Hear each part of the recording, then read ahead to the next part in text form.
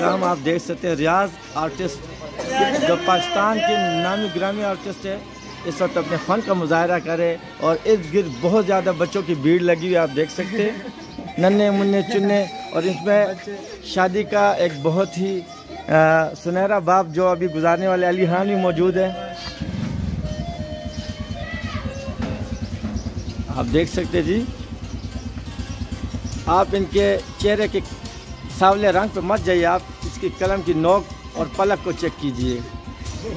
कलम की धार एक छुरी से भी तेज़, जिस तरह कसाई छुरी रखते हैं ना तेज़, इसी तरह इन्होंने भी, वाह क्या बात है, क्या बात है। नाज़रीन आप देख सकते हैं जी, रियाज आर्टिस्ट ये है हमारे उभरते हुए नौजवान, लेकिन उन्होंने अपने दिल में ही सब कुछ दफन किए हुए, ये बाहर नहीं लाते।